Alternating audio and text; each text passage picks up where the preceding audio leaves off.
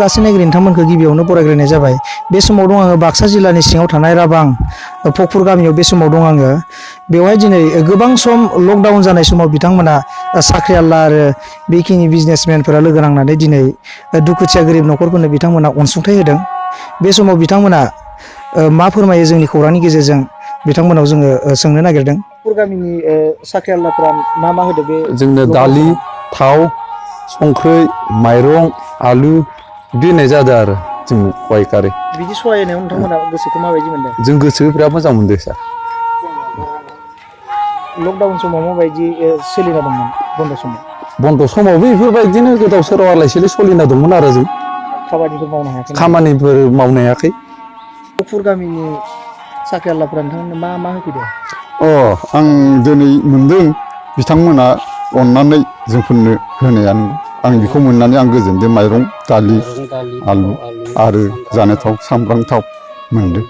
बे बिदि होनायाव नोंथाङा साख्रिआवलाफोरखौ मा बुंहरगोन? जों आंनि थाखाय बिसोरो खोब मोजां खामानि मावदों आरो बिथांमोना। बे बन्दनि समाव सोलिनायाव माबोरै सोलिबोदोंमोन? दा खस्थ'यै दंमोन। बे बिथांमोना होफैनायाव आं एसे गोजोननाय मोनदों। खामानि दामानि मावनो हायाखै बेफोरबायदिनो आरो।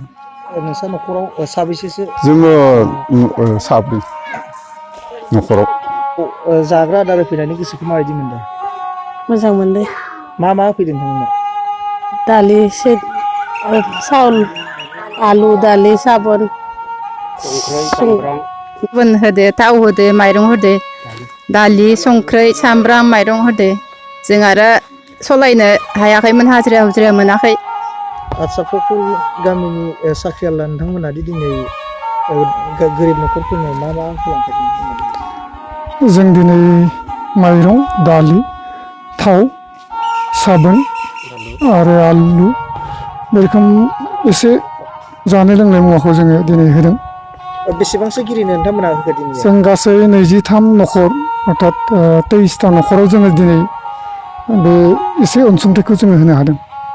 नोंथांमोना साबेसेसो साख्रिआवलाजों लोगो नांनानै बे अनसुंथाइखौ होनाय जादों? जोङो साख्रिआवला हिसाबै जोङो साथाम आरो सासे जोंनि गामिनिनो गलादार बिथाङाबो लोगो नांनानै होदों।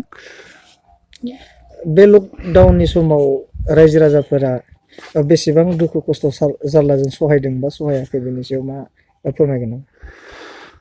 लकडाउननि समाव सारा बुहुमनि मानसिजों लोगोसे भारतनि आसामनि सुबुंफोरा जेरैबायदि दुखु खस्थ' सैनांदों, दा थिग बिदिनो बे लकडाउनखौ मानिथारनांगौनि सार्थ'आव न'आव थानांगौ जानानै खामानि दामानि मावनो हायैनि गोबां सुबुंफोरा जानाय लोंनाय बायदिसिनायाव खस्थ' जादों।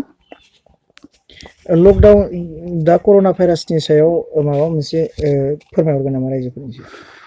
कर'ना भाइरास कभिड-19खौ सोखानायनि, बेखौ होबथानायनि गाहाय खामानियानो जागोन लकडाउनखौ मानिनानै गावबा गावनि न'आवनो मोजाङै थानाय आरो एसे ससियेल डिस्टेन्सिंखौ मेनटेन खालामनानै एसे जानगार गावजों गाव। जोंनि फकफुर गामियाव जोङो साथाम मास्टार आरो सासे आसाम पुलिसाव मावनाय अर्थात जोंहानिनो आदा बिनद बर' बिथांजों लोगो नांनानै जोङो फकफुर गामियाव माखासे गोरिब मानसिफोरा हाजिरा मावनो हायैलाय बिसोरनो जोङो माइरं, दालि, थाव, संख्रि, पियास बेफोरखौ जों होनाय जादों। नोंसोर गामियाव दा आथिखालाव कर'ना भाइरासनि सायाव बेसेबां सांग्रांथि नङा फोरमायगोन नामा रायजोफोरा?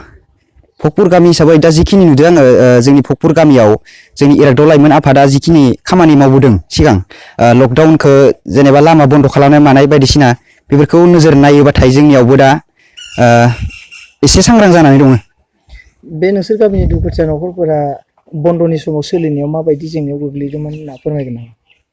बेखिनि बन्धनि जिखिनि लकडाउननि बन्ध, बे बन्धआव आंथ' नुनायाव जोंनि फकफुर गामियाव माखासे सुबुङानो हाजिरा मावनानै जायोमोन। बिथांमोना जोबोर दुखु खस्थ'आव गोलैनानै दंमोन।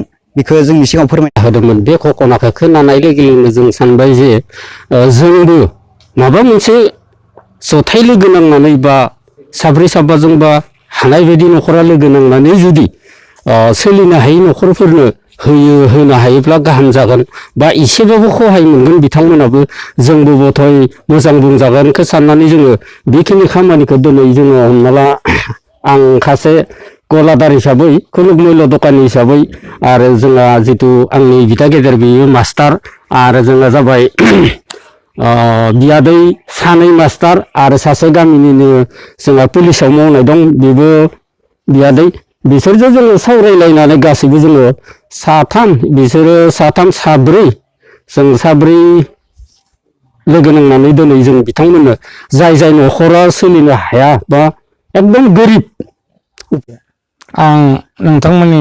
खौरांगिरिफोरनिसिम बेखौनो फोरमायनो सानदों दिनै बुहुमाव कर'ना भाइरासनि गोबां दावराव लकडाउन खालामनाय जादों सरकारफोरनिफ्राय बुहुमनाङैनो बेवहाय जों गामियाव गोबां हाजिरा मजुरि माबानानै जानाय मानसि दं बिथांमोना जोबोद खस्थ'यै दं जोंसो साख्रि लानाय हिसाबै जोङो एसे माबायाव सोलिनो हादों नाथाय सोलिनो हाथारि न'खर दंमोन जोंनि बे राबां दख'रा नि बेंखनाव थानाय भकपुर गामिनि जि सुबुंफोर दुखिया न'खर आं बेखौ सानखांनानै जोंहा फोरोंगिरि आंबो एलपिनि फोरोंगिरि आरो सासे दङ सालबारि बालिकानि हाइ स्कुलनि मास्टार होनाय जादों दा जोङो बेखिनिखौ होनानै दिनैनि माबानायखौ जों बेखिनियावनो फोजोबनो